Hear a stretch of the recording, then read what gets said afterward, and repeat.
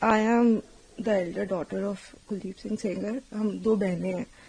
मैं बस इतना ही कहना चाहती हूँ कि अगर एक भी प्रूफ है कि मेरे पिता ने उनकी तरफ जो ये एलेज कर रही है आंख उठा के भी देखा है, तो आप मेरे पिता को फांसी चढ़ा दीजिए।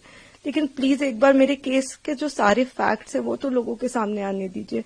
हम बहुत ही मुश्किल से जुडिशरी के पास गए थे। हमारे अपील में हमने सारे फैक्ट्स फाइल किए हुए हैं। उन्होंने अपनी टाइमिंग 3 बार बदली है। पहले उन्होंने कहा दोपहर 2 बजे, फिर उन्होंने एक मीडिया स्टेटमेंट दिया, उन्होंने कहा नहीं 2 बजे नहीं हुआ, शाम को 6 बजे हुआ। ये उन्होंने ऐसे इसलिए किया क्योंकि ऑलरेडी एक फोटो है मेरे पिता की कि वो मम्मी के साथ एक इवेंट में मौजूद है 2 बजे।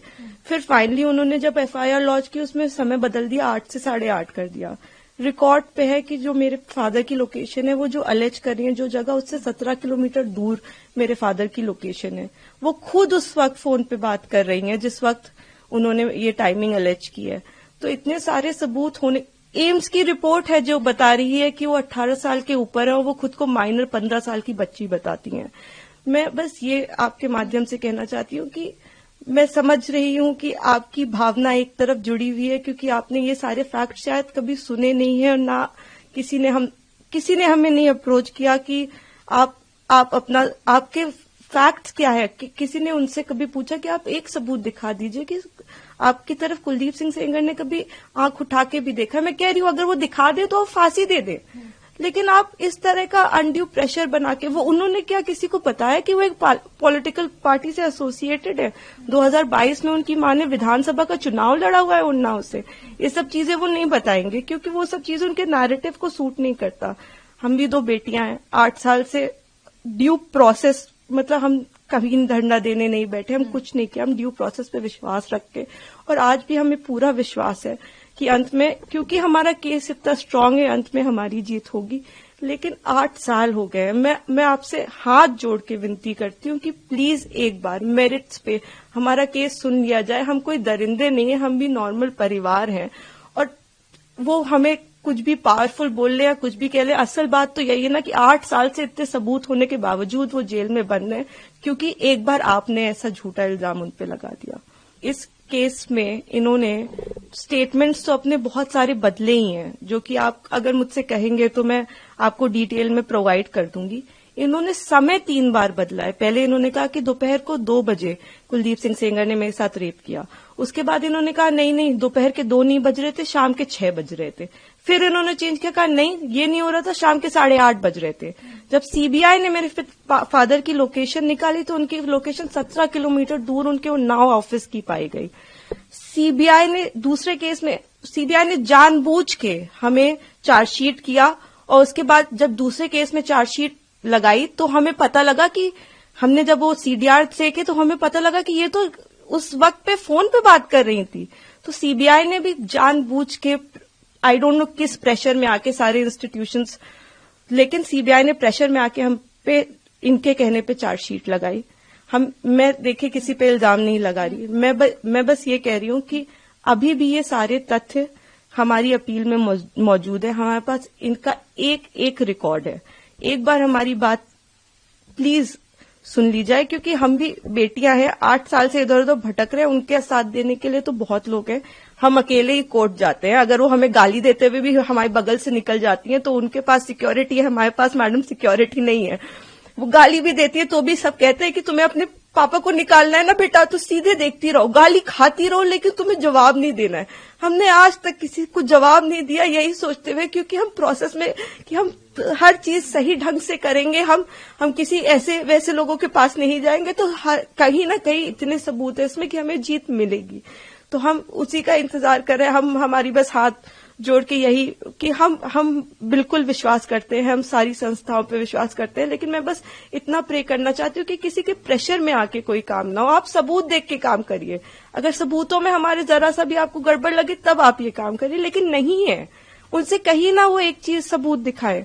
वो बोलते हैं कि ट्रक वाला जो एक्सीडेंट बताते, कितनी मिस इन्फॉर्मेशन है कि 11 बार कि हो सकता है। IIT दिल्ली, सीबीआई, NHRC सारी की एक्सपर्ट टीम बनाई गई थी। इसमें सबने पाया कि वो नेचुरल एक्सीडेंट था। मेरे फादर उस केस से डिस्चार्ज हो चुके हैं, लेकिन आप देखिए आपको कोई मीडिया चैनल नहीं बताएगा कि मेरे पिता उस केस से डिस्चार्ज हो गए थे, जिसमें वो कह रही हैं कि लोगों को मरवाया। आज भी आपने यही नैरेटिव बना रखा है कि लोगों को मरवाया। मतलब इतना झूठ, इतना मिस इन्फॉर्मेशन है वहां पे कि मैं बस रिक्वेस्ट करना चाहूंगी, प्लीज किसी तरह का मिस इन्फॉर्मेशन मत फैलाएं। आपके जैसे भी सवाल हो आप मुझसे पूछ लें। आप फादर की डेथ की बात करते हैं, मेरे पिता उस वक्त टाउन में ही नहीं थे, he was not even present in Unnao. ये भी एलिगेशंस लगाए गए हैं। जी जी जी, मैं इसीलिए मैं ट्विटर पे रोज मुझे रेपिस्ट की बेटी और जाने क्या क्या कहा जा रहा है, तो मैं जानती हूं अगर हम अपने फैक्ट्स भी ट्वीट करते हैं या हम फैक्ट्स भी बताने की कोशिश करते हैं तो हमें बहुत अलग अलग नामों से बुलाया जाता है। हम जवाब भी नहीं दे सकते क्योंकि सारी हमें पता है कि सारी संवेदना है वो सब एक तरफ जुड़ी हुई है। हम तो बेटियां है ही नहीं, लेकिन ठीक है हम सब झेल रहे हैं। लेकिन जो आप वही मैं कह रही हूँ ना कि तथ्यों पे कोई बात करे। आप कह रहे विटनेस, किस विटनेस को मरवा दिया? अगर एक रिपोर्ट है कि वो नेचुरल एक्सीडेंट था तो हमने कैसे वो कराया? आप बताइए ना। आईआईटी दिल्ली तो झूठ नहीं बोले, एक्सपर्ट टीम्स बनाई गई, इतना प्रेशर बनाया गया। मेरे घर में रोज रेड मारते थे, रोज मेरी माँ को परेशान करते थे, मुझको परेशान करते थे, क्योंकि उस वक्त भी इसी तरह मीडिया में प्रेशर बनाया गया था। तो मैं बस इतना ही, मैं सच में it's my humble request to all of you, आप पहले केस जान लीजिए, आपके जो भी सवाल हो आप कर लीजिए। मैं डॉक्यूमेंट्स लेके आपके सामने बैठने को तैयार हूं, लेकिन प्लीज किसी की कही सुनी बातों पे मेरे पिता के साथ ऐसा मत करिए। 8 साल से हम न्याय के लिए लड़ रहे हैं, प्लीज। मैम, पहले दिल्ली हाई कोर्ट ने उनको बेल, सुप्रीम कोर्ट ने तो उनकी बेल को रोक दिया है। बहुत बड़ा प्रोटेस्ट भी हुआ इंडिया गेट पे जो उन लोगों ने किया, उन्नाव विक्टिम ने, और उसके बाद जो है जंतर मंतर पे प्रोटेस्ट हुआ। जी, मैं सारी चीजें देख रही हूँ। मैंने आपको इसीलिए बताया कि कुछ उनके पॉलिटिकल अफिलिएशंस भी हैं और मुझे कोई वो बिल्कुल प्रोटेस्ट करे, लेकिन जहां वो प्रोटेस्ट कर रहे हैं उनसे आप एक बार जाके कह दीजिए कि आप प्लीज सबूत दे दीजिए, एक बार दिखा दीजिए कि क्या सबूत है कि कुलदीप सिंह सेंगर ने आपके साथ ऐसा ऐसा किया। एक बार मैं मीडिया के मेंबर से रिक्वेस्ट है कि कोई भी एक बार जाके उनसे पूछ ले कि आप एक सबूत दे दीजिए। मैडम, मैंने तो 6-7 पॉइंट बताए हैं, आप एक पॉइंट बता दीजिए कि ये सबूत है कि आपके साथ ऐसा ऐसा उस दिन हुआ, सिवाय आपके बोलने के, जिसमें भी आपने कई बार अपने बयान बदले हैं। आपने मेरे पिता पे आपने एक केस फाइल किया, अन्य लोगों पे 2.5 महीने बाद आपने सोच समझ के, शायद ये आप में से कम लोगों को पता होगा, सन 2000 में इनके चाचा हिस्ट्री शीटर हैं, उन पे 17 मुकदमे हैं, 17, and these are not put by us. मैं जब पैदा हुई हूं उसके पहले से मुकदमे चल रहे हैं, तो इसके पहले कि लोग इसमें भी कुछ सोचे। 17 मुकदमे सन 2000 में वो मेरे चाचा पे अटेम्प्ट टू मर्डर का उनके ऊपर केस चला है, वो इस वक्त तिहाड़ में बंद है, जो इनके चाचा है। तो आज की इनकी दुश्मनी नहीं है हमसे, इनकी दुश्मनी हमसे पुरानी है। तो बहुत सारे कारण हैं। अगर आप कोई भी मुझसे सवाल पूछना चाहते हैं तो आप मुझसे डिटेल पूछे, मैं सारी सवालों का आपका जवाब। मैं बस चाहती हूं कि आप फैक्ट्स पे बात करें।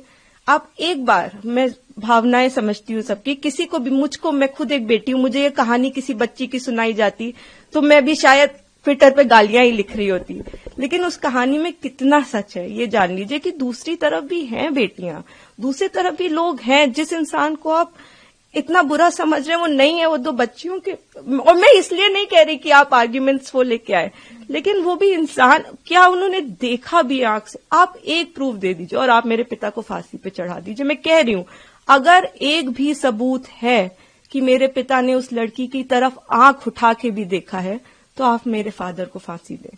लेकिन अगर वो सबूत नहीं है तो हमें पूरा हक है कि हमारे भी सबूत सुने जाएं। प्लीज हमें वो मौका दीजिए। तो मैम, आपने फैक्ट्स का जिक्र किया है, तो जब इनको बेल दी तो क्या इन्हीं फैक्ट्स के बेसिस पे बेल मिलती है, कहना सही होगा? बिल्कुल। आपने शायद डिटेल्ड ऑर्डर देखा होगा, उसमें आप मेरे जो सीनियर एडवोकेट रहे उन्होंने, मिस्टर एन हरिहरन जी, उन्होंने सारे पॉइंट्स पे आर्ग्यू किया था। उन्होंने आर्ग्यू किया था कि ये माइनर नहीं थी, एम्स की रिपोर्ट है। उन्होंने आर्ग्यू किया था कि 3 अलग अलग इन्होंने टाइम बताए। उन्होंने आर्ग्यू किया था कि हमारे पिता की सीडीआर लोकेशन 17 किलोमीटर दूर की। उन्होंने आर्ग्यूमेंट किया था कि ये फोन पे है। आप, ऐसा नहीं है कि कोर्ट के सामने हमने जाके कह दिया हम पब्लिक सर्वेंट नहीं है और कोर्ट ने कहा कि आप रिहा हो जाइए। हमने सारा पूरी चीज कोर्ट के सामने प्रस्तुत की और हर चीज लीगली हुई है। मैं कह रही हूँ कि जो लोग ऑर्डर का ऑपरेटिव, आप पूरा ऑर्डर पढ़िए ना, कि क्या हमारी तरफ से सिर्फ एक ही आर्ग्यूमेंट किया गया है। हमने पूरी चीज, हमने 5 पॉइंट अपने कोर्ट के सामने रखे हैं। तो अभी आखिरी सवाल है मैम मेरा आपसे, अभी सुप्रीम कोर्ट ने ब्रीफ को आप कैसे देखते हैं? देखिए, ये तो आप लोग बेहतर समझते हैं कि वेकेशंस में, और आपने मुझे ऑलरेडी बताया ही, लेकिन हमें जुडिशरी पे पूरा विश्वास है। हम 8 साल से इसी विश्वास पे जिंदा हैं, क्योंकि हमें जुडिशरी पे विश्वास है, हमें इस प्रोसेस पे विश्वास है कि एक ना एक दिन इतने अच्छे सबूत हैं, और जब तक मैं जिंदा हूं तब तक तो वो कागज कोई नहीं मिटा सकता, वो फैक्ट्स कोई नहीं मिटा सकता। तो उन फैक्ट्स के होप में कि ये एक दिन सबके सामने आएंगे, मैं जिंदा हूं। और मैं यही कहना चाहती हूं कि प्लीज किसी भी इंस्टीट्यूशन पे आप अपनी भावनाओं पे आके मत प्रेशर बनाएं। आप एक बार फैक्ट समझ लें, आप समझ लें कि आप क्या सपोर्ट कर रहे हैं, किस चीज का सपोर्ट कर रहे हैं। आपने सिर्फ एक साइड सुनी है अभी, और दूसरी तरफ को जानने की कोशिश भी नहीं की, तो थोड़ी कोशिश करके, बाकी हमें पूरी उम्मीद है कि हम आगे इसमें जीतेंगे। ये हम उम्मीद पे ही 8 साल से जी रहे हैं, लेकिन होपफुली कि हमारे फैक्ट्स इस बार इग्नोर नहीं किए जाएंगे। हमें पूरी उम्मीद है कि हम सुप्रीम कोर्ट से जीतेंगे।